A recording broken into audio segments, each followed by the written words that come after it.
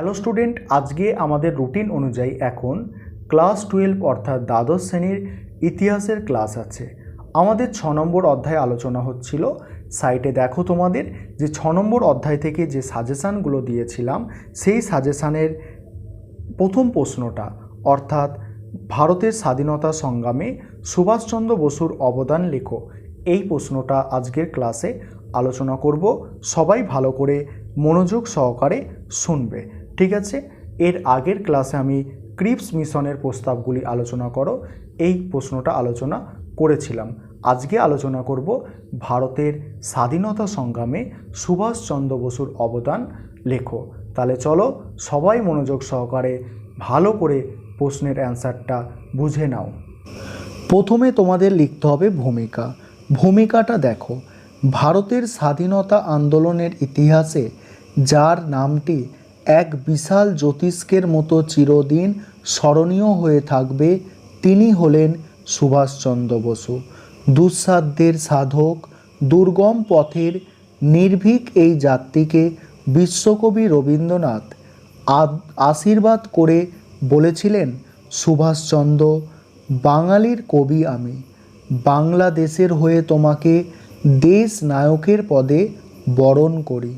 এবারে মেন যে পার্টটা আছে, স্বাধীনতা সংগ্রামে সুভাষচন্দ্রের ভূমিকা। প্রথম পয়েন্ট তোমরা করবে রাজনীতিতে অংশগ্রহণ। ছাত্রজীবন থেকেই সুভাষচন্দ্র ইংরেজ শাসন বিরোধী এক তীব্র মনোভাব পোষণ করতেন।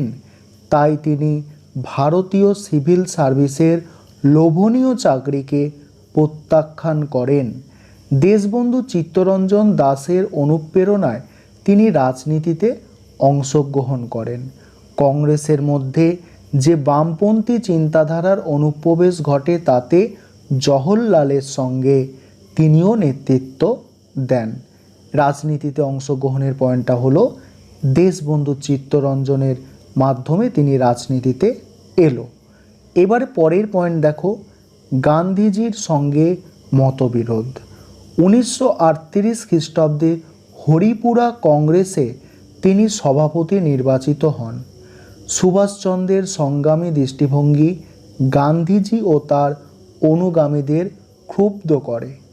গান্ধীজি ত্রিপুরা কংগ্রেসে 1929 খ্রিস্টাব্দে সভাপতি হিসাবে পট্টবী সীতারামাইয়ার নাম প্রস্তাব করেন, কিন্তু সুভাষচন্দ্র পুনরায় সভাপতি নির্বাচিত হন। এতে গান্ধীজি ও তার সমর্থকরা সুভাষচন্দ্রের সঙ্গে কোনো রকম সহযোগিতা না করার সিদ্ধান্ত নেন। ফলে বাধ্য হয়ে সুভাষচন্দ্র সভাপতি পদ ত্যাগ করেন। জাতীয় আন্দোলনকে গতিশীল ও সংগ্রামমুখী করে তুলতে তিনি ফরওয়ার্ড ব্লক নামে একটি নতুন দল গঠন করেন। পরিণতি হিসাবে সুভাষচন্দ্র কংগ্রেস থেকে বহিষ্কৃত হন। ফরওয়ার্ড দল যেটা আছে, ফরওয়ার্ড ব্লক নামে যে দলটা আছে সেটা গঠন করলো, ফলে সুভাষচন্দ্র কংগ্রেস থেকে বহিষ্কৃত হলো। এবারে পরের পয়েন্ট, বহিষ্কৃত হওয়ার পরে কংগ্রেস থেকে ভারত ত্যাগ করলো।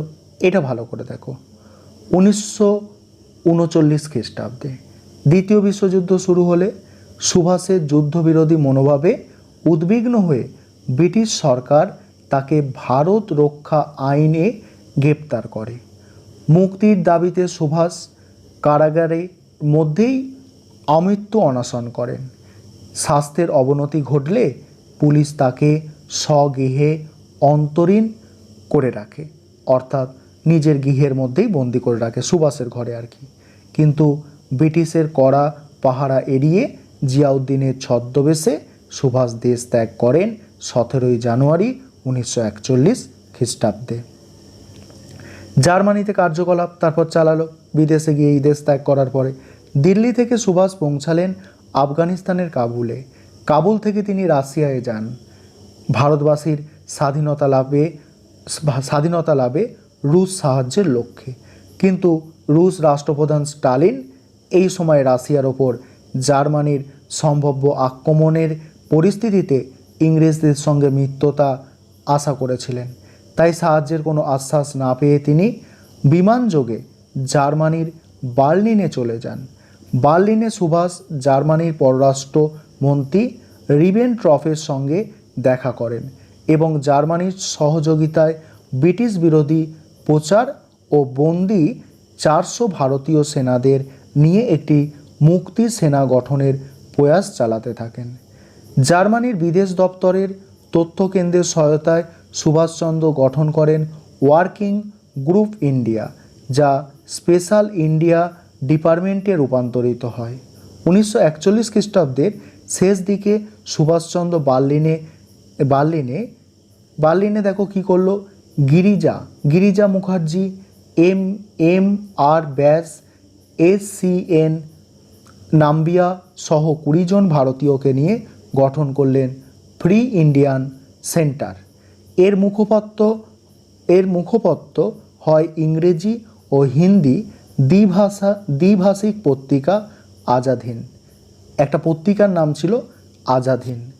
জার্মানির হাতে বন্দি ভারতীয় সৈন্যদের নিয়ে সুভাষ ইন্ডিয়ান রিজিয়ন বা ফ্রি ইন্ডিয়ান আর্মি নামে একটি সেনাদল গঠন করে 1942-এ।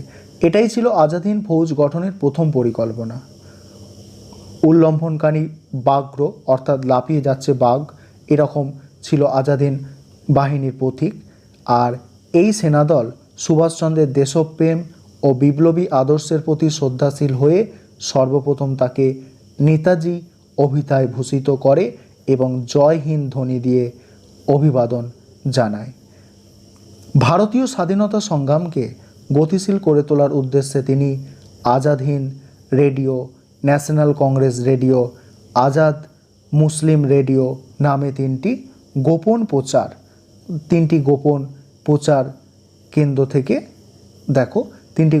প্রচার কেন্দ্র থেকে ফরাসি, ইংরেজি, হিন্দি, গুজরাটি, বাংলা ভাষাতে নিয়মিত প্রচারের ব্যবস্থা করেছিলেন। এবারে পরের পয়েন্ট হচ্ছে দেখো, জাপানি সরকারের প্রতিশ্রুতি আদায়। একদিকে 1941 খ্রিস্টাব্দে জুন মাসে জার্মানি হঠাৎ রাশিয়া আক্রমণ এবং ওই বছর 7 ডিসেম্বর ব্রিটেন ও আমেরিকার বিরুদ্ধে জাপান যুদ্ধ ঘোষণায় বিশ্বযুদ্ধের পট পরিবর্তন ঘটে। সুভাষচন্দ্র উপলব্ধি করেন যে ভারতের মুক্তি প্রচেষ্টায় জাপানির সহযোগিতা অধিকতর কার্যকারী হবে। ঠিক এই সময় জাপান প্রবাসী বিপ্লবী রাসবিহারী বসুর আহ্বানে সাড়া দিয়ে সুভাষচন্দ্র 3 মাসের অধিক সময় ধরে এক দুঃসাহসিক সাবমেরিন অভিযানে শেষে টোকিও উপস্থিত হন। কত সালে গিয়েছিল? 1943, 13 জুন। ভারতের স্বাধীনতার প্রশ্নে সুভাষচন্দ্র পরপর দুবার জাপানি প্রধানমন্ত্রী হিদেকি তোজো, জাপানি প্রধানমন্ত্রীর নাম কি? তোজো, হিদেকি তোজোর সঙ্গে দেখা করেন। জাপানের আইনসভা ডায়েট এ সুভাষচন্দ্রর উপস্থিতিতে তোজো ভারতের পূর্ণ স্বাধীনতার জন্য জাপানের তরফে সুভাষকে নিঃশর্ত সাহায্যের প্রতিশ্রুতি দেন। স্বাধীনতা সংগ্রামে জাপানি সরকারের সর্বতোভাবে সাহায্যের প্রতিশ্রুতি নিয়ে সুভাষচন্দ্র সিঙ্গাপুরে যান। আজাদ হিন্দ সরকার প্রতিষ্ঠা। সিঙ্গাপুরে 4 জুলাই রাসবিহারী সুভাষচন্দ্রের হাতে তার প্রতিষ্ঠিত ইন্ডিয়ান ইন্ডিপেন্ডেন্স লীগ বা ভারতীয় স্বাধীনতা সংঘের দায়িত্ব অর্পণ করে।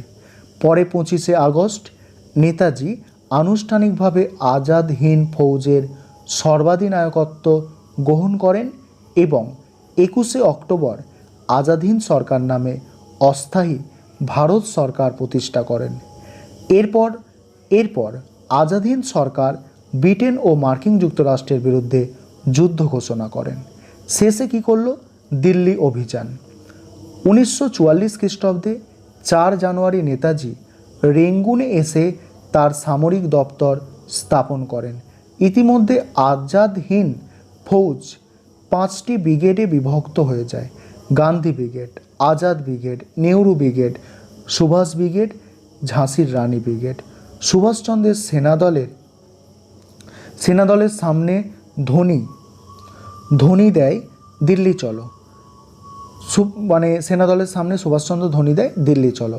জাপানি নেতৃবৃন্দের সহযোগিতায় নেতাজি বলিষ্ঠ নেতৃত্ব এবং উজ্জীবনী মন্ত্রে দীক্ষিত হয়ে আজাদ হিন্দ বাহিনী প্রবল বিক্রমে যুদ্ধ চালায়। তারা মণিপুরের কোহিমা শহরটি দখল করে, জাতীয় পতাকা উত্তোলন করে এবং রাজধানী ইম্ফল দখলের জন্য অগ্রসর হয়। শেষ পর্যন্ত বিশ্বযুদ্ধে জাপান তথা অক্ষশক্তির পরাজয় আসন্ন হয়ে পড়লে আজাদ হিন্দ সেনাদলও দিল্লি পর্যন্ত পৌঁছাতে ব্যর্থ হয়। এবারে মূল্যায়ন। সুভাষচন্দ্র ও তার আজাদ হিন্দ ফৌজ নিঃশর্ত আত্মত্যাগ ও সংগ্রাম তাৎক্ষণিক বিচারে ভারতকে স্বাধীন করতে পারেনি সত্য, কিন্তু তার পরিকল্পনা, দেশপ্রেম, আদর্শ, আত্মত্যাগ স্বাধীনতা অর্জনের পথকে যে প্রশস্ত ও সুগম করেছিল, এই বিষয়ে কোনো সন্দেহ নেই। এই ছিল আজকের ক্লাস। কোনো তোমাদের সমস্যা থাকলে